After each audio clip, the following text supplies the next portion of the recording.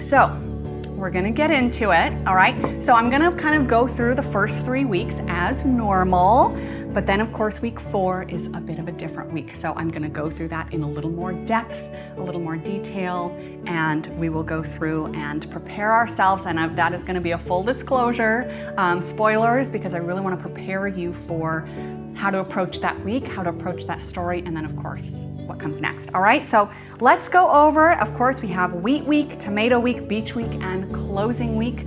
We are gonna dive right in to Wheat Week. Of course, you have your supply list there for August. Wheat Week, now I'm sure I have a few families, celiac families probably, who are gonna groan and roll your eyes a little bit about Wheat Week. So I do apologize for that, but there are lots of great adaptations. Really, this week is about celebrating the harvest. It is one of those star turning weeks and one of those weeks that if you want to tie to some of those kind of traditional festivals like Lammas, you can. And so this is celebrating the harvest. You can absolutely replace all the wheat vibes with oats or millet or any other grains, really. And we have some suggestions through the week there. So I know I had some vegans saying, what about us on Butter Week? But don't worry, we didn't forget about you. So you can absolutely still adapt this even in a celiac household.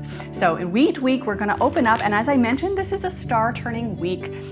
So we're going to turn our star to that bright, deep gold. The last star turn of the year. We have our midsummer star turning song, which goes to the tune of Seasons Come, Seasons Go. That is a September song technically, but you can use it anytime you turn the star. And I'm going to go ahead and give you a little sample of how I sing our little star turning song to that melody. I sing it just more slowly as I turn the song. So this is our little midsummer star turning verse. Are we ready? Seasons come and seasons go. With our star we turn to show. Summer now is halfway through. Autumn's on its way to you. So that's what I sing as I turn our star to gold. And we realize that summer is halfway through and on its way out, and we will be welcoming autumn very soon before we know it. All right, so star turning week, and we'll get into Wheat Week. All right, so we have our supply list here. I do have your note on wheat allergies for what you're going to supply, because I know even in the wheat we have a wheat crown activity, and I know you probably wouldn't even want to be handling those wheat stalks if you are a gluten-free family. So you can replace those even with flour stalks if you want. Is there a certain day you turn the star this time? This one, it's not as specific. I would probably say day 3 still, if you want them to be wearing their little wheat stalk crowns. Your bread will be made, so that's still kind of a festival day. It's not as much of a big festival this time, but if you want to honor it, we typically do it on the 3rd day that week. Or of course, you could do it on, I think August 2nd is the technical date, if you want to do that as well. All right, so I'm gonna get into some of the story and the songs first, and then once I get into the recipes, I have some things to share for you there. So I'm gonna dive straight into our story. So the story is the wheat harvest, and this opens up with golden rays across the golden grains, and Rudabug is sipping his tea in the morning, and it's really just this beautiful harvest scene. So all of the gnomes and fairies are working together, singing the Grains of Gold song, calling to each other across the field, and they are all harvesting and threshing. Hamilton and Morrison are grinding, and so this Grains of Gold song kind of really opens up the whole first part of the story as they are harvesting their grains and their wheat for the year.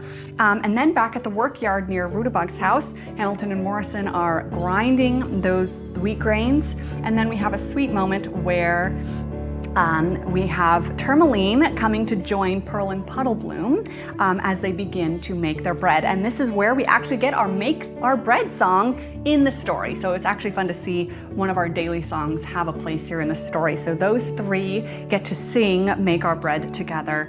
And it's just, of course, a really sweet, a simpler story, but a very sweet one about just how bread is made, the work it takes to go into it, and how such a simple thing really takes a lot of work. So it just helps really instill that gratitude for what we eat and for the earth and for the harvest. So Grains of Gold, your first song, and Make Our Bread, which should be very familiar to you all.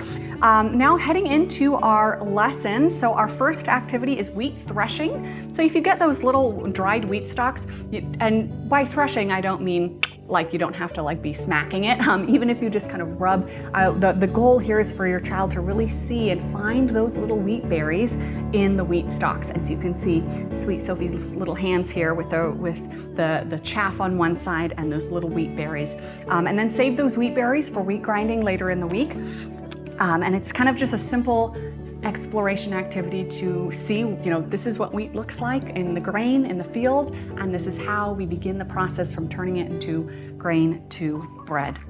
Then our main lesson for our Living Arts Day is wheat grinding. So you can of course do this if you have one of those grinder mills. This is one thing that if you want to invest in, you'll use it again for Corn Week, or if you've got one for Corn Week, you get to use it again here, whichever kind of part of the year you're in. So you get to grind your wheat. If you have an actual like grain mill where you can like put it in, electric mills, I know a lot of people have those these days. So take the time for your children to try to see. Again, we want them to see from crop to food, all the processes that go in between for this food we eat so commonly, to really have a respect for what it takes to eat. So if you don't have one of those, you can also, even a mortar pestle, kind of just grind it by hand as much as you can, just to kind of show them the process or to give a little hint of what that process looks like. Now, our baking day, we're going to start off by making pesto, because this does lead into one of the recipes, but we have actually a few recipe options.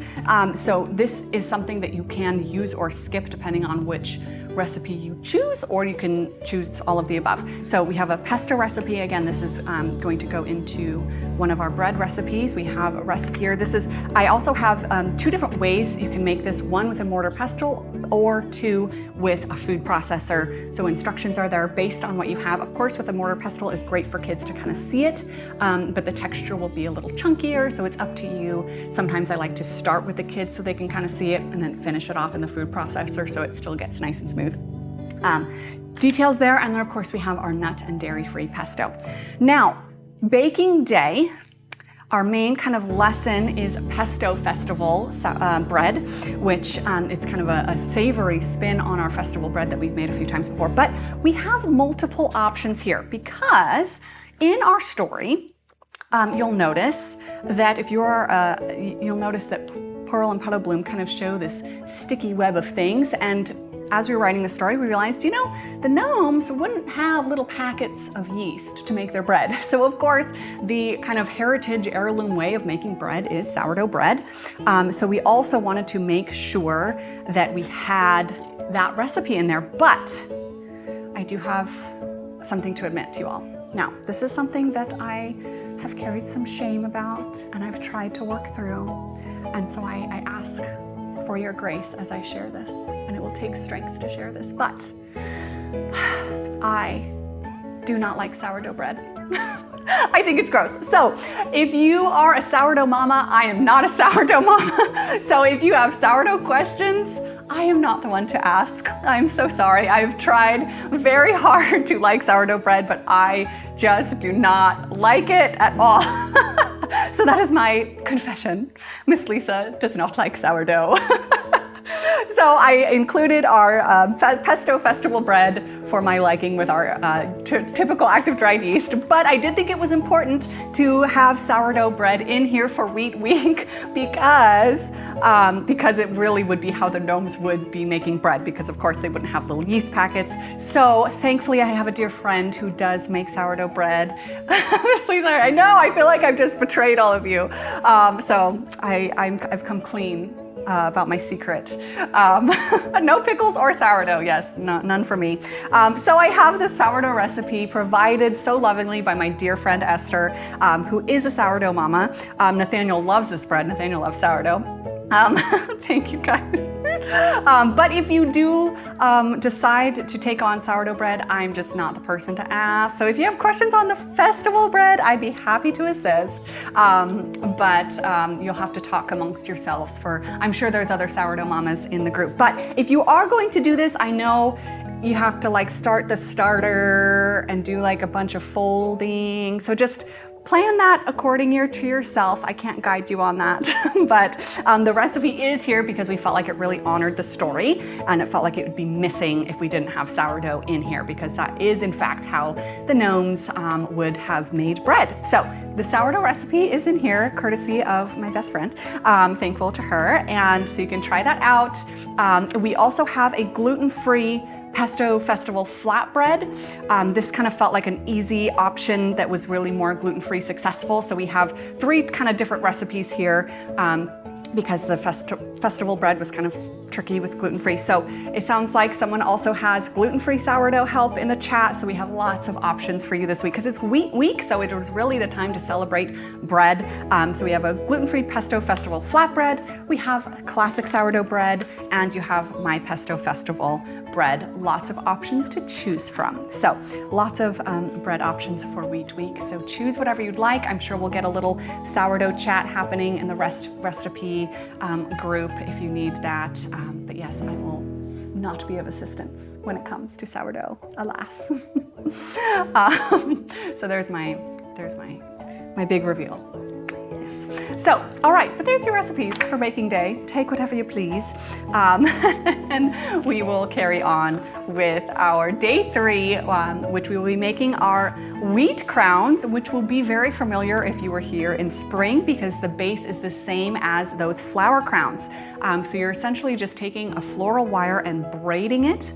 And if you do have your spring book, I have some other tips in there as well. Or if you have that crown base still from spring, you can reuse that because it's the same thing. So you're just braiding a crown base, and then what you do is you just kind of pull those little braided sections apart. As you see here in this photo, it kind of just gives those spaces to be able to stick things in. So that you'll be making your braided flower crown bases in the morning. Now, of course, if you were here for spring, this is a great chance to do this again with your children, to kind of work on those handwork skills, those fine motor skills in something that's familiar they did last season. See if they can kind of start to begin to help you braid. Now, of course, this is one of those activities that if you have a 3-year-old, this is not an independent activity for them. This is something you're working on together, and you can kind of just see how their fine motor skills begin to develop over the course of the year. Now, our main activity for Wheat Week, for painting day, is making these beautiful wheat crowns. So this is where you'll take those dried wheat stalks. You can get these really at any craft store. Of course, they'll come in your supply kit box. And I have some instructions here on the next page how you kind of stick these through and across. So you see how they're going to go in one side and come all the way across there. So you kind of have this spear going across on one side, and then you mirror it the other way on the other side, and it creates this beautiful, beautiful crown. And yes, you can use grass. Really, you can use any plant that you want, anything that you want kind of sticking up like that. Some grass is perfect. Really, flowers, stalks, grass, wheat, anything. The supply kit wheat stalks are also food grade. I think I'll have to kind of check on that. I'm not sure as far as like if you thresh them, if you grind that, if you'll want to actually eat that, I'm not sure. So I can double check on that for you. But the wheat stalks in the supply kit, their final form will be mostly for this activity, of course, but also you can use them at least for the experience of threshing. But good question, I will double check that. Those are going out soon, so we'll be able to answer that question for you. Yes, wheat stock crowns beautifully conclude our wheat week. So lots of recipes for you. I'll be excited to see which one you guys try and see those beautiful wheat crowns on those children.